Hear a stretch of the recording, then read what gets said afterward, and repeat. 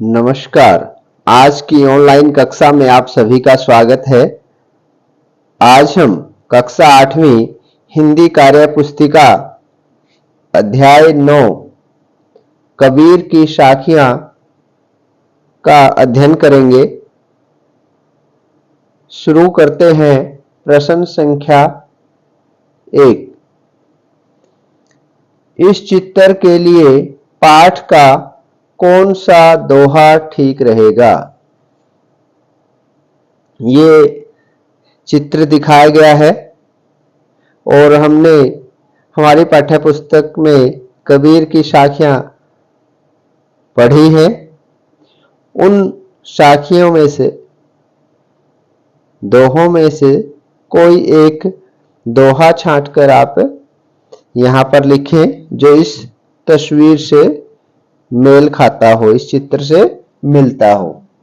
तो ध्यान करते हैं हम पाठ में से और यहाँ पर एक दोहा लिखेंगे। जैसे कि हम चित्र में देख रहे हैं कि सामने महात्मा जी हैं, साधु जी हैं, ऋषि मुनि कह सकते हैं आप। उनके हाथ में क्या है? माला है। वो माला जप रहे हैं।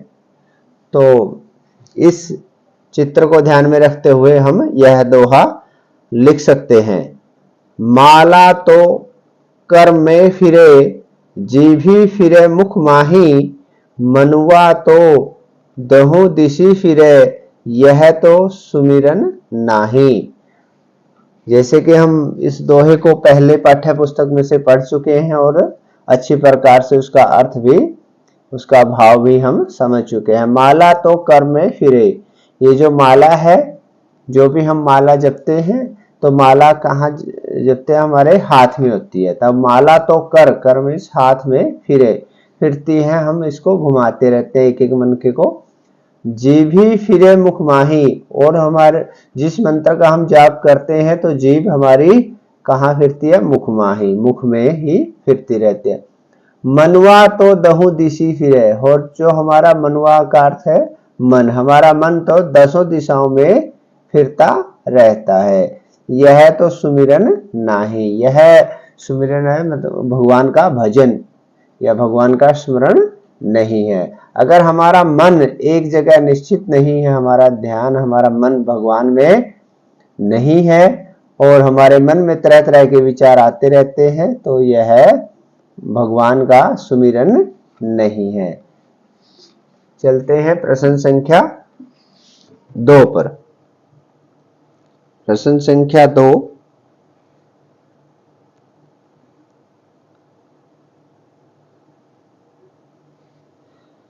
नीचे दिए गए दोहों को पढ़कर पता लगाओ कि इनका भावार्थ किस दोहे के भावार्थ के समान है। हमने पाठ में बहुत सारे दोहे पढ़े हैं, तो उसका मेल किस भावार्थ किस दोहे के साथ मिलता है? तो भाग क, माला फेरत जुग गया, मिटा न मन का फेर, कर का मन का डारी दे, मन का फेर। या जैसे अभी हमने ऊपर जो दोहा लिखा है वो दोहा इस भावार्थ से मिलता है। माला तो कर में फिरे, जीभी फिरे मुख माही, मनवा तो दहु दिशि फिरे, यह तो सुमिरन नाही। जो भावार्थ था वो था माला फेर जुग गया, यानी माला फेरता हुआ या जपता हुआ जुग गया, यानी कि युग बदलते गए। मिटा न मन का फेर, हमारे मन में जो फेर है, बदलाव, वो नहीं मिटा है। कर का मन का डारी दे, हमारे हाथ में जो मनका है यानी कि माला के जो मनके हैं उनको डारी दे, हमें डाल देना चाहिए। और मन का फेर, हमें हमारे मन रूपी मनके का फेर ना चाहिए, यानी कि हमें अपने मन को भगवान के स्मरण में लगाना चाहिए। भाग ख, तिनका कभू न नींदिए, जो पावन पर होए, कभू उड़ी आँखिन परे पीर घनेरी होए। तो ये क्या कहता है, कबीर घास न नींदिए जो पाँव तली होए, उड़ी पड़े जब आँखी में खरी दुखेली होई। ये कबीरदास जी द्वारा जो लिखा हुआ दोहा है, तो वो हमने यहाँ पर लिख दिया है। प्रश्न संख्या 3 चलते हैं हम प्रश्न संख्या 3 पर। प्रश्न संख्या जो 3 है वो क्या है, तुम्हारे दादा या नाना या दादी या नानी, यानी कि आपके दादा दादी या नाना नानी से बातचीत के दौरान किन किन कहावतों या दोहों का प्रयोग करते हैं। आप अपने दादा दादी से पता करें कि वो किन किन कहावतों या दोहों का प्रयोग करते हैं। आप ध्यान दें कि आपके दादा द्वारा, दादी द्वारा, नाना नानी द्वारा बातचीत में किन किन दोहों का या कहावतों का प्रयोग किया जाता है। कोई 4 दोहों या कहावतों को लिखे। हम थोड़ा ध्यान देते हैं जिन दोहों या कहावतों का ज्यादातर प्रयोग किया जाता है, हम उनको यहाँ पर लिख लेते हैं। मुहावरे जैसे आंखों का तारा, 4 चांद लगाना, 9 2 11 होना, अंधे की लाठी। इस प्रकार से हमने कुछ यहाँ पर ये दोहे लिखे हैं। चलते हैं अगले पृष्ठ पर। और लोकोक्ति या जिसको हम कहावतें कहते हैं, वो हमारे दादा दादी या नाना नानी द्वारा जो सामान्यतः प्रयोग की जाती है वो इस प्रकार है। नाच न जाने आंगन टेढ़ा, लातों के भूत बातों से नहीं मानते। इस प्रकार आप अन्य कोई भी कहावतें लिख सकते हैं। अब हम चलते हैं प्रश्न संख्या 4। इन चित्रों पर डिब्बे में दी गई उक्तियों में से कौन सी ठीक बैठेगी। ये कुछ चित्र दिखाए गए हैं और इन चित्रों से संबंधित इन डिब्बों के अंदर उक्तियां या जिनको हम लोकोक्ति कह सकते हैं वो लिखी गई है। 2 उक्ति लिखी गई है और अब आपने इन चित्रों को ध्यान से देखना है कौन सी उक्ति या कौन सी लोकोक्ति कौन से चित्र के साथ सही बैठती है। आप उस चित्र को ध्यान में रखते हुए इन दोनों उक्तियों में से एक एक को छांट करके लिखेंगे। पहले हम इन उक्तियों को पढ़ लेते हैं। करतूती कही देत आप कहिए नहीं साई। जो करतूती है वो अपने आप कह देती है, तो आपको उसको कहने की जरूरत नहीं है। अगली जो उक्ति है, बिना विचारे जो करे सो पाछे पछिताए, काम बिगाड़े आपनो जग में होत हंसाए। तो अब हम चित्र को ध्यान से देखते हैं। पहला जो चित्र है वो इस प्रकार है। यहां पर एक बिलाव है या बिल्ली है, वो उसके सामने एक मटका है, उसके अंदर कोई खाने का पदार्थ हो सकता है, उसको देख रही है।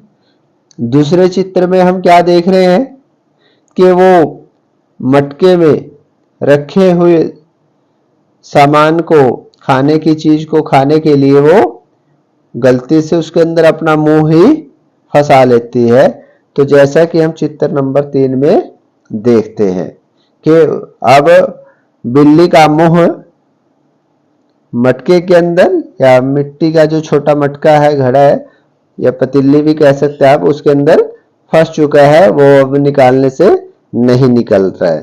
तो इस पर जो उक्ति है वो सही है, यही रहेगी कि बिना विचारे जो करे सो पाछे पछिताए, काम बिगाड़े आपनो जग में होत हंसाए। क्योंकि इस बिल्ली ने बिना विचार किए ही अपना मुंह उसके अंदर फंसा लिया। उसे ध्यान देना चाहिए था कि इसके अंदर उनका मुंह फंस सकता है, तो इसलिए उनका मुंह फंसने से उन्हें बहुत परेशानी होती है। तो इस पर यह उक्ति हमारी सही रहेगी। बिना विचारे जो करे सो पाछे पछताए, काम बिगाड़े आपनो जग में होत हंसाए। इस प्रकार बिल्ली ने अपना काम बिगाड़ लिया, अपने आप को, अपनी जान को खतरे में डाल लिया है, क्योंकि उन्होंने सोच विचार कर कार्य नहीं किया। अगला जो चित्र है उसको हम ध्यान से देखते हैं। यहां पर क्या है कि दो मित्र हैं, वो साइकिल की यात्रा यहां से शुरू करते हैं, आरंभ, और ये तीर का निशान है, यानी कि आगे वो बढ़ते हैं, दोनों एक साथ हैं, वो अपनी साइकिल यात्रा शुरू करते हैं। यहां पर आगे जो दूसरा चित्र है वो क्या है कि यहां पर उनकी यात्रा समाप्त होती है। लेकिन हम दोनों चित्रों को अगर ध्यान से देखें तो पहले जो चित्र है उसमें यह लड़का बड़े जोश में है और वो दावा कर रहा है कि वो इस रेस को, साइकिल यात्रा को जीत लेगा। परंतु हम दूसरे चित्र में ध्यान से देखते हैं कि जब उनकी जो साइकिल की रेस है, प्रतियोगिता है या यात्रा है, वो समाप्त होती है, तो उस समय जो दूसरा बच्चा है वो उसे जीत लेता है, वह आगे निकल जाता है। तो अब इस पर नंबर 1 वाली जो युक्ति है वो सही बैठेगी। करतूती कही देत आप कहिए नहीं साई, तो यह उक्ति यहां पर सही बैठती है। आइए प्रश्न संख्या 5 को हल करते। प्रश्न संख्या 5, एक बार भगवान बुद्ध शिष्यों के साथ बैठे हुए थे, तभी एक आदमी आया जो बहुत ही गुस्से में था। वह आते ही बुद्ध को भला बुरा कहने लगा तथा अपशब्द बोलने लगा। यह सब सुनकर भी बुद्ध शांत भाव से बैठे रहे। जब वह व्यक्ति थककर चुप हो गया तब शिष्यों ने बुद्ध से कहा, प्रभु, वह व्यक्ति आपको ऐसे ही इतना भला बुरा कह गया और आपने उसे कुछ भी नहीं कहा, इसमें क्या रहस्य है? यानी कि उसके शिष्य पूछने लगे बुद्ध जी से कि इसमें क्या रहस्य, आप चुप क्यों रहे, हम समझ नहीं पा रहे हैं। बुद्ध ने मुस्कुराते हुए कहा कि अगर आप किसी व्यक्ति को कोई चीज देना चाहें और वह व्यक्ति उसे स्वीकार नहीं करे तो वह चीज किसके पास रहेगी? यानी कि आपको कोई चीज देना चाहता है और वो लेने वाला व्यक्ति उसे स्वीकार नहीं करता तो वह चीज किसके पास रहेगी? शिष्यों ने कहा, हमारे पास। ठीक उसी प्रकार उस व्यक्ति के अपशब्दों को मैंने स्वीकार नहीं किया तो वे सारे अपशब्द भी उसी के पास रहे। यानी कि मैंने उसके अपशब्दों का कोई जवाब नहीं दिया, उनको स्वीकार नहीं किया, तो इस प्रकार उसके द्वारा बोले गए सभी अपशब्द उसी के पास रहे।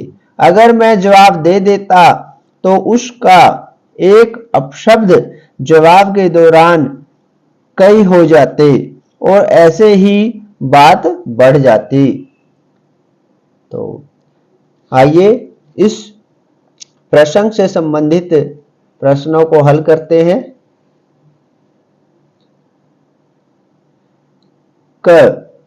इस प्रसंग पर कबीर की कौन सी साखी स्टिक बैठती है?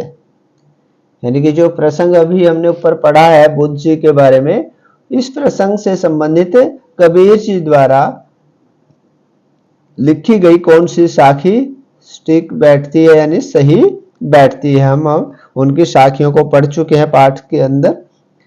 आवत गारी एक है उल्टत होई अनेक, कह कबीर नहीं उलटिए वही एक की एक। यानी कि कबीर जी ने भी कहा है कि आवत गारी एक है, कोई एक गाली देता है, यानी कि तो गाली एक आती है। उल्टत होई अनेक, अगर हम उलट कर उस गाली का जवाब गाली से देते हैं तो वो अनेक हो जाती है। कहा कबीर नहीं उलटिए, तो कबीर जी कहते हैं हमें उलटकर गाली नहीं देनी चाहिए, वही एक की एक। इस प्रकार अगर हम उलटकर उस व्यक्ति को, सामने वाले व्यक्ति को गाली नहीं देंगे तो वह गाली एक की एक रह जाएगी। भाग ख, अगर बुध की जगह तुम होते तो अपशब्द कहने वाले व्यक्ति के साथ कैसा व्यवहार करते। ये हर व्यक्ति के अपने विवेक, सहन शक्ति और धैर्य के ऊपर कार्य करेगा कि किस व्यक्ति में कितनी सहन शक्ति है, कितना धैर्य है, कितना उनके बुद्धि या विवेक कार्य करता है, तो यह उस पर भी निर्भर करता है। तो हर व्यक्ति का जवाब इसका अलग अलग हो सकता है। चलो फिर भी कोई न कोई हमें जवाब तो यहाँ पर लिखना है। फिर भी सामान्य व्यक्ति की तरफ से यहाँ पर जवाब लिखने की कोशिश करते हैं। बुध की जगह मैं होता तो उस आदमी को उलटकर अनेक खरी खोटी सुनाता, शायद इससे झगड़ा बढ़ जाता। अधिकतर व्यक्तियों में इस प्रकार की समझ, बुद्धि, विवेक या धैर्य, सहन शक्ति नहीं होती कि वो बुद्ध जी की तरह के ऐसे अवसर पर वो शांत रहते, किसी की गाली चुपचाप सुन लेते। ज्यादातर व्यक्ति हैं वो गाली को नहीं सुन पाते और वो उलटकर उसका जवाब जरूर देते हैं और इससे झगड़ा बढ़ने के आसार रहते हैं। प्रश्न संख्या 6, कबीर के समान ही और कई कवियों ने भी दोहे लिखे हैं। सज्जन पुरुष पर लिखे गए किन्हीं दो दोहों को ढूंढकर लिखो, साथ ही उसको लिखने वाले कवि का नाम भी बताओ। यानी कि कबीर जी की तरह और कई कवियों ने दोहे लिखे हैं। आप सज्जन पुरुष के बारे में लिखे गए कोई दो दोहे यहाँ पर लिखेंगे और कोशिश करें कि यह भी बताएं कि वो दोहे किसके द्वारा लिखे गए हैं, तो और अच्छी बात है। हम लिखते हैं यहाँ पर दो दोहे। ऐसी वाणी बोलिए मन का आपा खोए, औरन को शीतल करे आप हो शीतल होए कबीरा, आप हो शीतल होए। दूसरा जो दोहा है, तरुवर फल नहीं खाते हैं सरवर पीहिन पान, कही रहीम पर काज हित संपत्ति संचय सुजान। तो यहाँ पर कहा गया कि तरवर फल नहीं खाते हैं, जो पेड़ है वो फल अपने फलों को नहीं खाते, सरवर पीहिन पान, और जो सरोवर है, तालाब है, वो अपना पानी नहीं पीते। कहीं रहीम पर काज हित, रहीम जी कहते हैं कि हमें दूसरों के भले के लिए, भलाई के लिए संपत्ति संचय सुजान, जो जन व्यक्ति होते हैं वो दूसरों के हित के लिए ही संपत्ति को अर्जित करते हैं या इकट्ठा करते हैं। प्रश्न संख्या 7, दिए गए दोहे की पंक्तियों को इस तरह से लिखो कि शब्दों का क्रम बदलने पर भी दोहों का अर्थ नहीं बदले। तो इस प्रश्न में बताया गया है कि हमने दोहे में दिए गए शब्दों के क्रम को बदलना है, परंतु उससे दोहे का अर्थ नहीं बदलना चाहिए। उदाहरण दिया गया है, जाति न पूछो साध की पूछ लीजिए ज्ञान। यह दोहा है, इसके शब्दों के क्रम को बदलकर इस प्रकार से लिखा गया है, साध की जाति न पूछो, ज्ञान पूछ लीजिए। अब इसी उदाहरण के अनुसार हम दिए गए दोहों के शब्दों के क्रम को बदलकर लिखने का प्रयास करेंगे। भाग क, कबीर घास न नींदिए, जो पाँव तली होई। इसके शब्दों के क्रम को बदलकर हम इस प्रकार लिख सकते हैं, कबीर न नींदिए घास, जो होई पाँव तली। भाग ख, मोल करो तलवार का, पड़ा रहने दो म्यान। शब्दों का क्रम बदलकर इस प्रकार लिखेंगे, तलवार का मोल करो, म्यान पड़ा रहने दो। भाग ग, बिलखत मन हरि के बिना, दर्शन बिना नहीं चैन। इस दोहे के शब्दों के क्रम को बदलकर इस प्रकार से हम लिख सकते हैं, हरि के बिना बिलखत मन, नहीं चैन दर्शन बिना।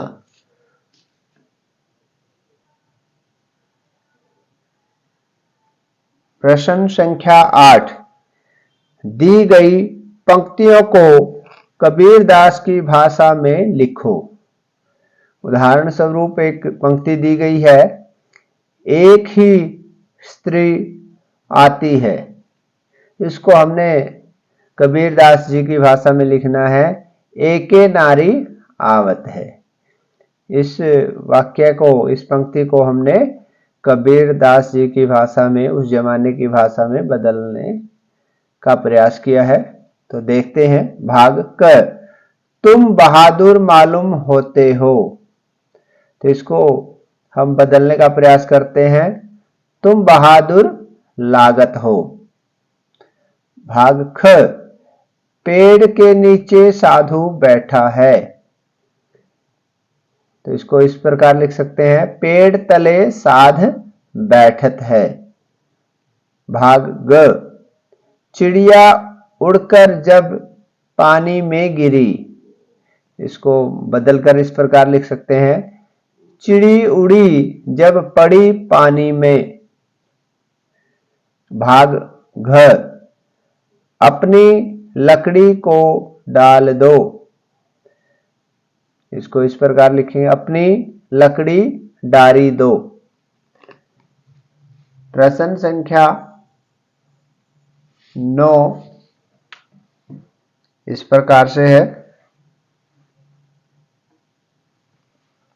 यह इस अध्याय का आखिरी प्रश्न है।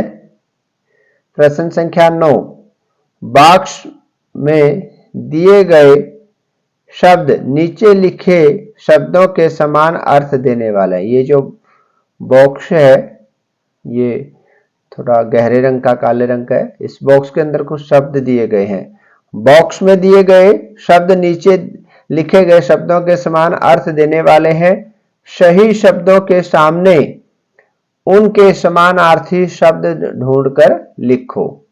अब ये शब्द है जैसे जिह्वा, तो जिह्वा से संबंधित जो शब्द हैं वो हमने यहां से छांट करके लिखने हैं। जिह्वा से संबंधित जो शब्द है, पहला शब्द जुबान। जुबान भी जिह्वा या जीभ को कहा जाता है, और उससे आगे है रसना। तो हम इनको यहां से उठा करके, छांट करके या देख करके हम यहाँ पर लिख देंगे। जिह्वा से के समानार्थी शब्द हैं जुबान और रसना। अगला जो शब्द है साधु। साधु यानी कि महात्मा, ऋषि, मुनि, जो भी शब्द होते हैं। अब हम छांटते हैं बॉक्स में से, ऋषि और महात्मा। ऋषि और महात्मा यहाँ पर लिख देंगे। अगला शब्द है गर्व। गर्व से संबंधित जो शब्द रहेंगे, अभिमान और घमंड, ये दो शब्द हैं, इनको हम यहाँ पर लिख देंगे। अगला शब्द है आंख। आंख से संबंधित जो शब्द हैं यहाँ पर नयन। नयन मैंने भी आंख होता है, और चक्षु मैंने भी आंख होता है, ये यहाँ पर लिख देंगे। अगला शब्द है मूल्य। मूल्य का अर्थ होता है कीमत, दाम, भाव आदि। तो यहाँ पर हम शब्दों को ढूंढेंगे मूल्य से संबंधित। ये कीमत और अगला जो शब्द है दाम, तो इनको हमें मूल्य के सामने लिख देंगे, कीमत और दाम। तो शब्द इस प्रकार रहेंगे, हम इनको दोहरा लेते हैं। जिह्वा, जिह्वा का समानार्थी शब्द है जुबान और रसना। साधु, ऋषि, महात्मा। गर्व, गर्व के लिए शब्द है अभिमान और घमंड। आंख, आंख के लिए शब्द दिए गए हैं नयन और चक्षु। मूल्य, मूल्य के लिए शब्द है हमारे पास कीमत और दाम। तो आज की हमारी ऑनलाइन कक्षा यहीं पर समाप्त होती है। आशा है आपको हमारी जो आज की कक्षा वो भी अच्छी लगी होगी।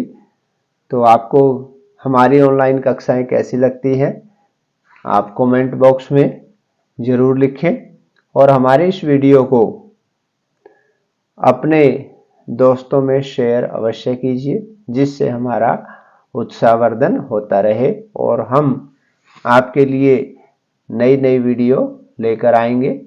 तो इसलिए आप हमारे चैनल को सब्सक्राइब अवश्य करें, अपने दोस्तों में शेयर करें। आप सभी का दिन शुभ हो। जय हिंद, जय भारत।